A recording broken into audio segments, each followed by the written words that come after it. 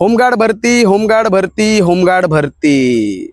संपूर्ण महाराष्ट्रात सध्या चर्चा चालली आहे होमगार्ड भरतीची. म्हणजे इन्स्टाला रील पाहतोय, युट्यूबला शॉर्ट्स पाहतोय, टेलिग्रामला पोस्ट पाहतोय, सगळीकडे होमगार्ड भरती चालली आहे. सर, आम्ही होमगार्ड भरती द्यायला पाहिजे का, असा सवाल मोठ्या प्रमाणातून तुमच्याकडून येत आहे. बरेच लोक होमगार्ड भरती देतात, तयारी करतात, बरेच लोक स्किप करतात, बोलतात जाऊ दे, मला पोलीसच व्हायचे, मला होमगार्ड व्हायचं नाही.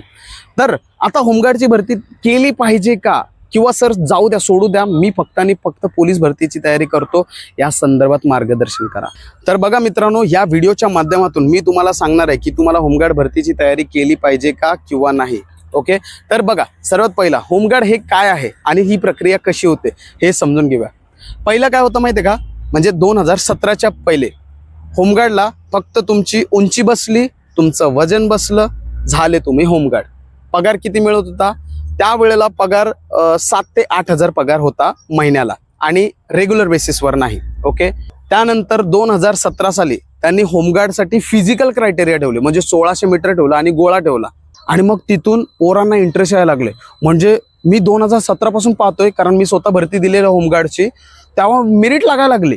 म्हणजे 30 पैकी ग्राउंड असायचं, त्याच्यामध्ये 22चा कट ऑफ लागायचा, 24चा कट ऑफ लागायचं. मी शॉक झालो की एक वेळ अशी होती की होमगार्डला कोणी व्हॅल्यू देत नव्हतं, आता होमगार्डची मेरिट लागायला लागली. आणि मागच्या 2 भरत्यामध्ये तर मी बाबा 30 पैकी 28ची मेरिट, म्हणजे होमगार्डला किती व्हॅल्यू आलेली आहे. का व्हॅल्यू आलेली आहे ते पण सांगतो. सर्वात पहिलं तर तुम्हाला माहिती आहे, बेरोजगारी, स्पर्धा एवढी वाढलेली आहे की आपल्याला लवकर यश मिळतच नाहीये. ओके, कुठे ना कुठे नशीब धोका देतोय, कुठे ना कुठे काहीतरीच होते. त्यामुळे आपण काय करतोय, एक आर्थिक सहाय्य मिळावं म्हणून आपण जे येईल ते करतो. आणि दुसरं महत्वाचं कारण म्हणजे काय माहिती का, होमगार्डचा पगार बघितला का. म्हणजे पूर्वी 7 आणि 8 हजार देत होते, 2017ला त्यांनी 12,000 केलं, आणि आता थेट 38,000 रुपये महिना, म्हणजे 1200 ते 1300 रुपये दिवस. आलं का लक्षात? तर त्यामुळे एवढा पगार जर मिळत असेल तर कोण होमगार्ड सोडणार आहे. आणि होमगार्ड नाही सोडणार तर सगळे होमगार्डला येतील, आणि कट ऑफ हा 28 जाणारच. समजलं का? महिला पण मोठ्या प्रमाणात होमगार्डमध्ये यायला लागलेल्या आहेत. आलं का लक्षात? तर चला, होमगार्डची ही प्रक्रिया काय आहे, होमगार्ड हे कसं आहे, केलं पाहिजे का नाही केलं पाहिजे, थोडक्यात समजूया. सर्वात पहिलं मित्रांनो, जसं पोलीस भरतीची प्रक्रिया होते, होमगार्डची देखील तशीच प्रक्रिया होते. फक्त इकडे लेखीची परीक्षा नसते. तुमची जी उंची आहे पोलीस भरतीसारखीच 165 सेंटीमीटर पुरुषांसाठी, 155 सेंटीमीटर महिलांसाठी. त्यानंतर वजनची क्रायटेरिया नाहीच आहे, तरी 51 वजन असलं पाहिजे. त्यानंतर पुरुषांसाठी छाती मोजणी आहे 79 फुगून 5 सेंटीमीटर हे आहे, महिलांसाठी छाती मोजणी नाही. त्यानंतर तुम्हाला 30 मार्काचं ग्राउंड द्यायचं आहे, त्याच्यामध्ये 20 मार्काचं 1600 मीटर आणि 800 मीटर, आणि सेम टाइम 5 10च्या आतमध्ये, आणि इकडे 2 50च्या आतमध्ये. आणि गोळा आहे 10 मार्काला, तेवढाच 8 50 फेकायचा, आणि इकडे महिलांना 6 मीटर फेकायचं सेम. त्यानंतर मग तुमची मार्काची लिस्ट तुम्हाला लगेच येईल, कट ऑफ लागेल, कट ऑफमध्ये तुम्ही बसले, तुम्ही होमगार्ड झाले.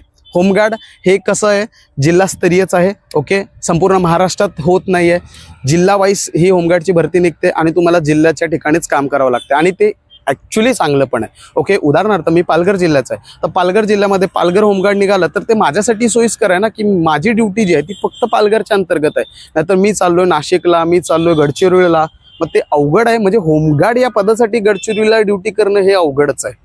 कळलं का? तर जिल्हा निहाय आहे. आणि अजून एक काही ठिकाणी असं आहे की ज्या जिल्ह्यात तुम्ही आहेत त्याच जिल्ह्यात तुम्हाला होमगार्डची भरती देता येते, दुसऱ्या जिल्ह्यामध्ये जाऊन होमगार्डची भरती देता येत नाही. तर एक ही पॉझिटिव्हिटी आहे असं मला सांगता येईल. आता होमगार्डचे कार्य काय आहे किंवा ते कसं आहे, म्हणजे चांगलं आहे का वाईट आहे ते तुम्हाला सांगतो. मित्रांनो बघा, होमगार्डला लोक असं म्हणतात की रेग्युलर ड्युटी नाही आहे, म्हणजे तुम्हाला कधीतरी बोलवतील, कधीतरी काहीतरी करतील, असं नाही आहे. एक सिस्टीम आहे. ओके, होमगार्ड हे काय माहिती आहे का, एक निष्काम सेवा आहे. निष्काम म्हणजे काय, तर माझ्या कामातून वेळ काढून मी जे मदत करतो त्याला आपण निष्काम सेवा असे म्हणतो. ठीक आहे.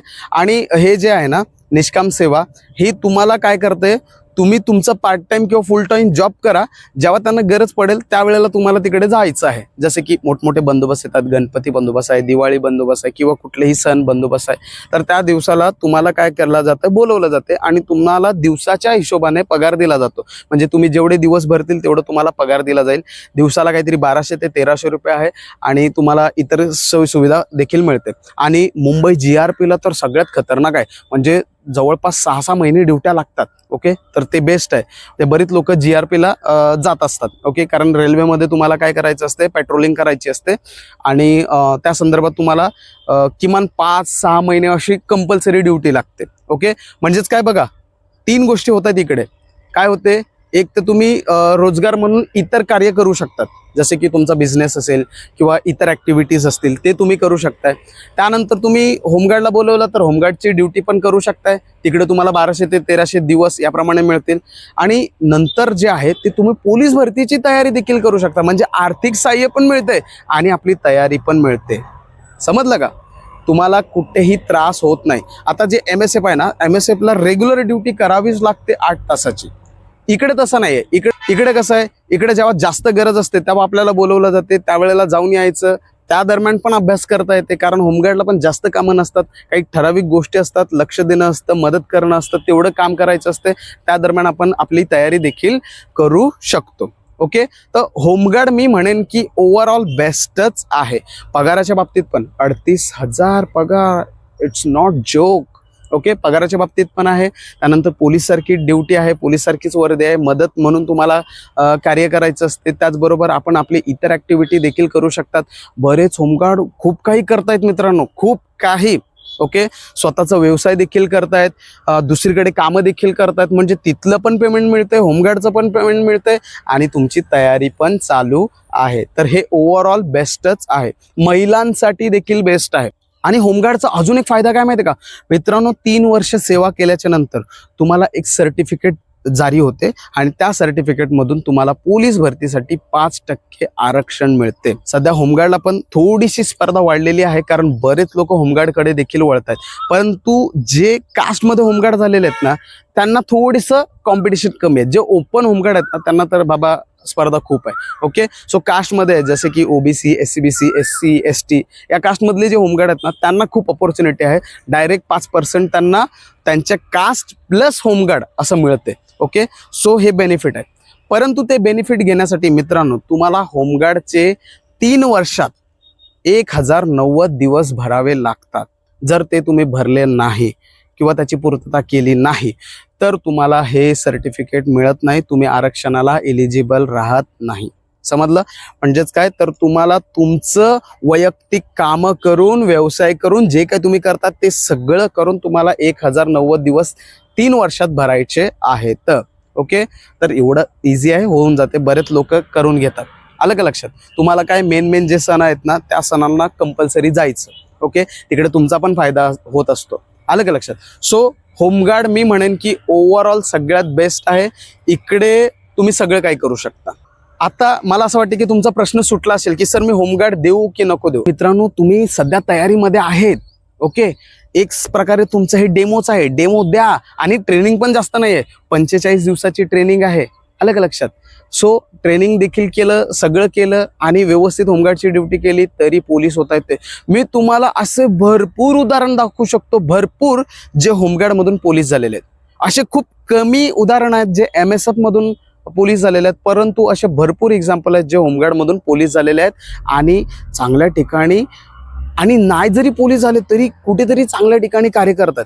माझा एक मित्र आहे, 2016च्या दरम्यान तो काहीतरी होमगार्ड झाला होता. आता खूप चांगला व्यवसाय करतोय. ओके, म्हणजे कधी ज्याला तेव्हा होमगार्डला बोलवतात तेव्हा होमगार्डला पण जातो आणि एक स्वतःचा व्यवसाय पण करतोय. म्हणजे तो पोलीस जरी नाही झाला तरी त्याला असं कुठेतरी हे कमतरता वाटत नाही की रे आज आपण पोलीस नाही आहेत, कारण तो चांगल्या लेवलला कार्य करत आहे. आलं का लक्षात? सो मी असं म्हणेन की home guard is the one of the best.